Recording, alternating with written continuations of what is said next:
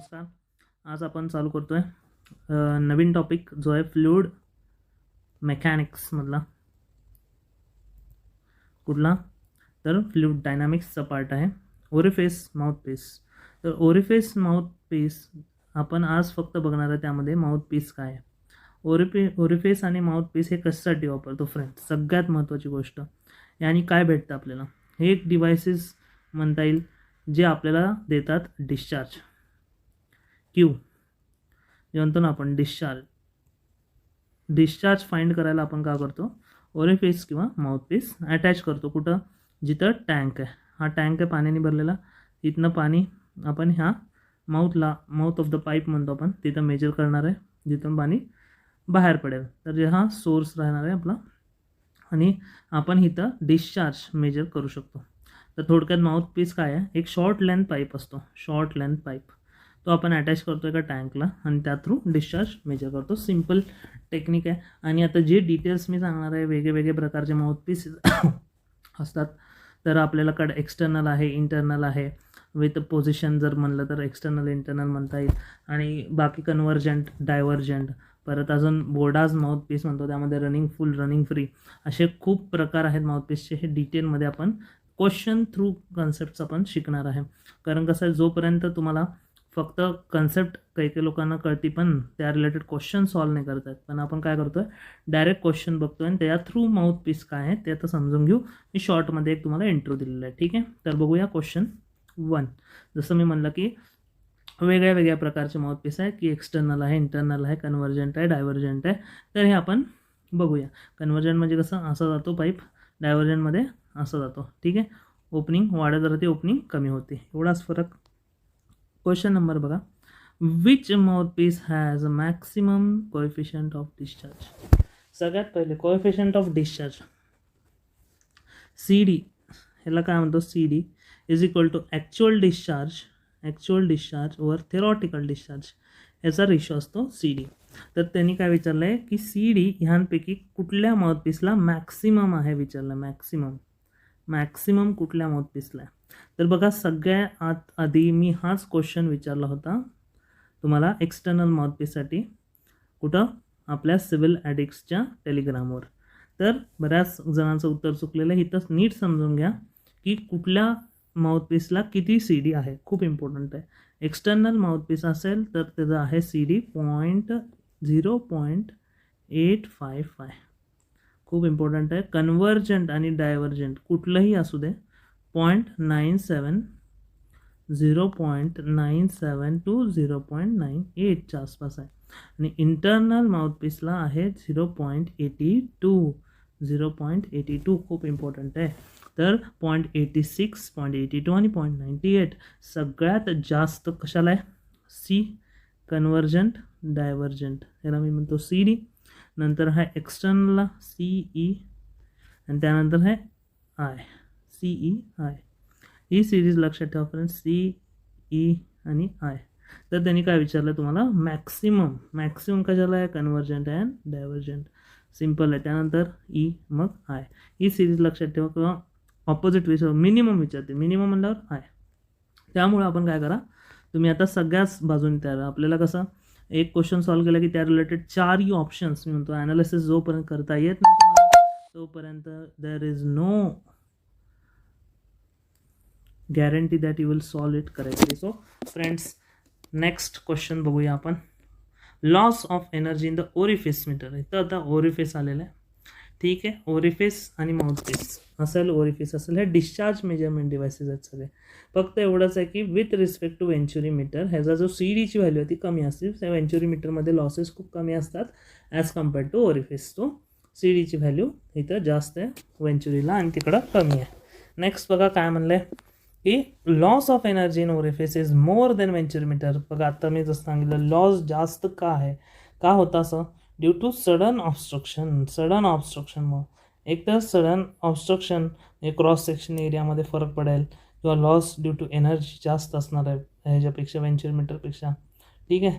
तर त्यामुळं sudden obstruction ह्याचा आन्सर आहे. नंतर आहे सी डीची डेफिनेशन सरळ विचारली आहे मित्रांनो. सी डी म्हणजे काय, सी डी म्हणजे जसं मी आत्ताच सांगितलं की सी डीची व्हॅल्यू लेस देन असते 1, त्यामुळं थेरॉटिकल जी व्हॅल्यू आहे ती कधीच वर येऊ शकत नाही. थेरॉटिकल व्हॅल्यू कधीच वर येऊ शकत नाही. त्यामुळं ऑप्शन आहे C, actual discharge upon theoretical discharge.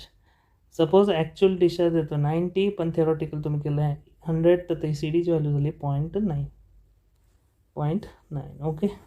तर तुम्ही हे बघा, वेगळे कोएफिशियंट ऑफ डिस्चार्जचे definition actual to the theoretical, आणि त्याचा फॉर्म्युला काय आहे, थेरॉटिकल वेलॉसिटीचा फॉर्म्युला आहे √2gh, आणि ॲक्च्युअल वेलॉसिटीचा फॉर्म्युला आहे Q/A.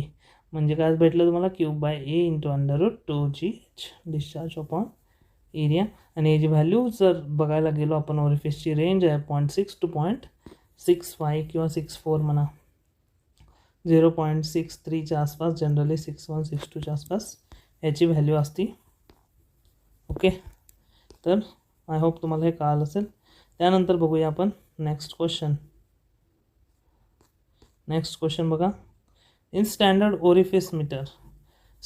ओरिफिस मीटरमध्ये अँगल किती असतो, लेवल अँगल जनरली असतो 30 to 45 डिग्री. 30 to 45 डिग्री हे खूप इम्पॉर्टंट आहे. आउटलेट आपण देतो, त्याला हाफ ओपनिंग करतो 30 to 45 डिग्री, आणि त्याचा जो रिलेटिव्ह एरिया ओरिफिस मीटरचा तो 0.05 to 0.64च्या आसपास त्या रेंजमध्ये असतो. ओरिफिस मीटर काय करतं, ओरिफिस मीटर आपल्याला रेट ऑफ फ्लो देतं. तेच म्हणजे त्याचाच अर्थ आहे डिस्चार्ज, लिक्विड, गॅस, हे सगळं आपण मेजर करू शकतो. त्यानंतर बघा, कन्व्हर्जंट माउथपीसला maximum value of C D विचारलेलं आहे. माउथपीस आहे आणि कन्व्हर्जंट आहे. मी आत्ताच सांगितलं तुम्हाला किती होतं फ्रेंड्स इथं. बघा, तेच क्वेश्चन रिपीट करतात. 0.97च्या आसपास आहे, पण इथं ऑप्शन नाही आहे 0.97, so 0.95 is the close option. अशा वेळेस क्लोज टिक करायचं, ठीक आहे. पण convergent mouthpiece is a mouthpiece whose area decrease towards outlet. Coefficient of discharge of convergent mouthpiece is 0.95. खूप simple question. Average value of coefficient of velocity, coefficient of वेलॉसिटीची average value आली 0.97. परत आहे contraction, म्हणजे कोएफिशियंट ऑफ कॉन्ट्रॅक्शनची आली आहे 0.64, आणि coefficient of डिस्चार्जची value जी आहे ओरिफिसला ती ॲव्हरेज आहे 0.61 to 0.64. नेक्स्ट विचारलं आहे, what is the relation between C D, C B, C C. हे बघा, ते दिलेलं आहे तुम्हाला की सी डी म्हणजे काय, coefficient of discharge, C B म्हणजे coefficient of velocity, C C म्हणजे कोएफिशियंट ऑफ कॉन्ट्रॅक्शन. त्यालाच आपण एरिया आपण म्हणतो. एरिया, कारण एरियाच कॉन्ट्रॅक्ट करतो जनरली. मग आपण कसं डेफिनेशन लिहू शकतो, discharge is equal to area into velocity. तसंच C D equal to C C into C B. Simple, ही ट्रिक लावा, तुमचा क्वेश्चन सुटून जाईल. Okay.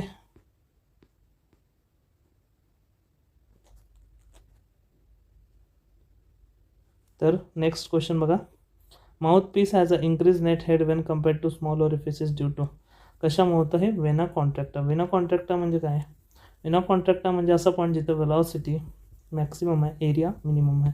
Minimum mouthpiece has increase net head because vena contracta occur within the tube. Simple आहे. त्यानंतर venturimeter install horizontal pipe maximum कुठं असतो, mid point of the convergent. आणि इथं पण थेरॉटिकल वेलॉसिटीचा फॉर्म्युला विचारला 2gh. तर त्यानंतर ratio of the flow at exit to theoretical jet corresponding to manometric is known as, ह्याला म्हणतो आपण flow ratio. Exit flow divided by theoretical velocity. So simple होतं आहे, फ्लो रेशो म्हणतो आपण. त्यानंतर वेगळे डिव्हाइसेस देतात तुम्हाला, ते सिक्वेन्स अरेंज करा म्हणतात. तर ते तर हे का इम्पॉर्टंट आहे आता कळेल तुम्हाला, कारण याच्या आधीच मी तुम्हाला सांगितलं होतं की वेगळे माउथपीसचे जे सी डी व्हॅल्यू आहेत ते किती आहेत. तर फ्री असेल तर 1/2 घेतो, फुल असेल तर 1/√2 घेतो. एवढाच फरक आहे. फुलला 1/√2 म्हणजे 0.707, फ्रीला 1/2 म्हणजेच 0.5. तर इथं फ्री दिलं आहे, फ्रीला किती आहे 0.5. बेल माउथ ओरिफिस आहे. त्यानंतर एक्सटर्नल माउथपीस आहे, बेल माउथपीस आहे, एक्सटर्नल माउथपीस आहे. तर जर अरेंज करायचं गेलं तर ओरिफिस सगळ्यात लास्टला येईल. मग बोर्डाज माउथपीस सगळ्यात लास्टला येईल. सो आन्सर बी आहे, बी. कारण ओरिफिसचं किती असतं जनरली 0.6च्या आसपास असतं, 0.6162. So answer is A and B लास्टला दोघे. डी आणि सी, डी सगळ्यात स्टार्टिंगला असेल एक्सटर्नल, त्यानंतर बेल माउथ.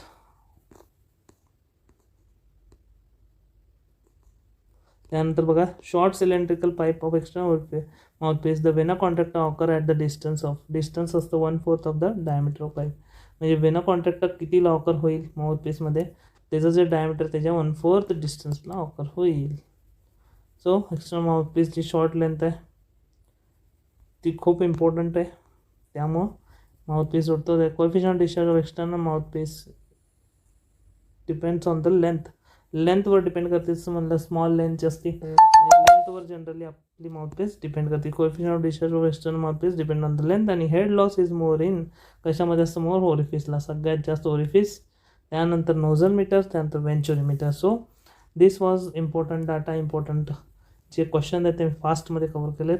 ते तुम्ही एकदा रिवाईज करा, एकदा परत लिहून घ्या. जे काल नसलं तर परत तुम्ही ग्रुपवर टाका, पण परत सॉल्व करू detail question. So thank you for watching my video friend.